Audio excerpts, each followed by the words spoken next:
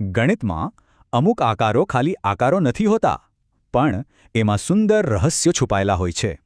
ચાલો, આજે આપણે ભૂમિતિના આવા જ એક આકર્ષક આકાર, સમદ્વિબાજુ ત્રિકોણ અને એના એક ભવ્ય રહસ્યને ઉકેલીએ. તો જુઓ, આ છે આપણો સમદ્વિબાજુ ત્રિકોણ. એની બે બાજુઓ સરખી છે અને જોવામાં કેટલો સંતુલિત લાગે છે, નહીં? પણ શું આ જે સંતુલન દેખાય છે એ ખાલી દેખાવ જ છે કે એની પાછળ કોઈ ગણિતનું ઊંડું સત્ય છુપાયેલું છે? બસ આ જ આપણી આજની તપાસનો વિષય છે. અહીંથી જ આપણું અસલી રહસ્ય શરૂ થાય છે.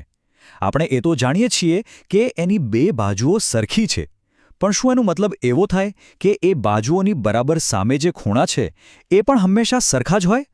અને જો હા, તો ભાઈ સાબિત કેવી રીતે કરીશું? ચાલો ત્યારે આ રહસ્ય ઉકેલવાની શરૂઆત કરીએ. આપણી પહેલી ચાવી, ત્રિકોણની પેલી બે સરખી બાજુઓ. જોઈએ કે આ બાજુઓ આપણને ક્યાં સુધી લઈ જાય છે. હવે આને ઉકેલવા માટે ગણિતશાસ્ત્રીઓ છે ને એક બહુ સિમ્પલ પણ સ્માર્ટ આઈડિયા વાપરે છે. એ લોકો શું કરે છે કે ઉપરના ખૂણામાંથી સીધી નીચે એક લાઈન દોરે છે. આને કહેવાય કોણ દ્વિભાજક. મતલબ કે એવી લાઈન જે ખૂણાના બરાબર બે સરખા ભાગ કરી નાખે. અને બસ આ એક નાનકડી લાઈન આખું રહસ્ય ખોલી નાખે છે. હવે જુઓ, આ એક લાઈન દોરવાથી શું જાદુ થાય છે? આપણને બે નાના નાના ત્રિકોણ મળી ગયા, બરાબર? હવે આપણને પહેલેથી ખબર છે કે મોટા ત્રિકોણની બે બાજુઓ તો સરખી જ હતી. આપણે જે લાઈન દોરી એણે ઉપરના ખૂણાના બે સરખા ટુકડા કરી દીધા. અને પેલી વચ્ચેની લાઈન એ તો બંને નવા ત્રિકોણમાં કોમન છે, એટલે કે એ પણ સરખી જ થઈ. તો આનાથી શું સાબિત થયું?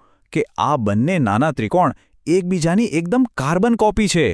અને જો ત્રિકોણ એકદમ સરખા હોય તો પછી એમના બધા ખૂણા પણ સરખા જ હોવાના ને? બસ, તો પછી ખૂણો બી અને ખૂણો સી સરખા જ હોવા જોઈએ. સાબિત થઈ ગયું. આ જે તર્ક છે ને એને ગણિતમાં બાજુ, ખૂણો, બાજુ અથવા ટૂંકમાં કહીએ તો બાખુબા એકરૂપતાનો નિયમ કહેવાય છે. મતલબ કે જો બે ત્રિકોણમાં એક બાજુ, પછી એની વચ્ચેનો ખૂણો અને પછી બીજી બાજુ, આ ત્રણ વસ્તુઓ સેમ ટુ સેમ હોય તો સમજી લેવાનું કે એ બે ત્રિકોણ એકબીજાની ઝેરોક્સ કોપી જ છે. અને આ જ નિયમ આપણી સાબિતીની પાક્કી ગેરંટી છે, જે આપણા જવાબને એકદમ પાક્કો કરી દે છે. અને બસ આની સાથે જ આપણે આપણું પહેલું રહસ્ય એકદમ સફળતાપૂર્વક ઉકેલી લીધું છે.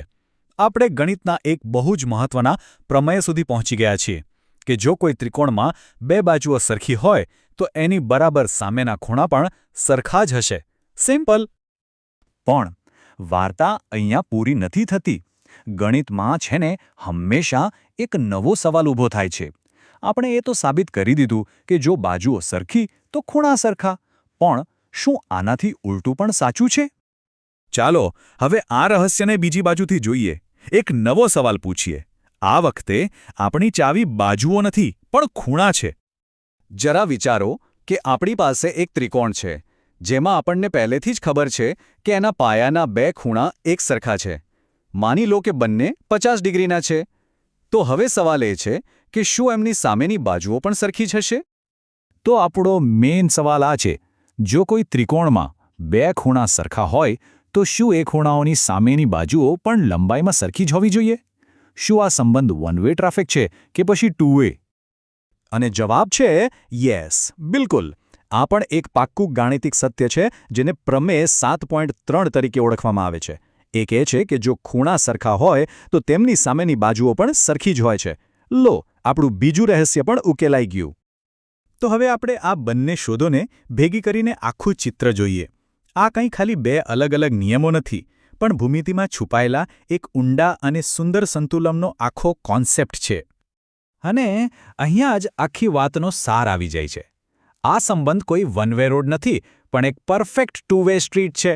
જો બાજુઓ સરખી તો સામેના ખૂણા સરખા, અને જો ખૂણા સરખા તો સામેની બાજુઓ સરખી. આ જ તો સમદ્વિબાજુ ત્રિકોણનું હૃદય છે. એકદમ પરફેક્ટ સિમેટ્રી, એટલે કે સમપ્રમાણતા. એટલે સમજો કે આ ખાલી કોઈ ચોપડીનો નિયમ નથી. આ ભૂમિતિમાં સંતુલન અને સ્થિરતાનો એકદમ ફંડામેન્ટલ સિદ્ધાંત છે. આ જ સિદ્ધાંતનો ઉપયોગ કરીને એન્જિનિયરો પુલ અને મોટી મોટી બિલ્ડિંગો બનાવે છે, જેથી એ સ્થિર રહે.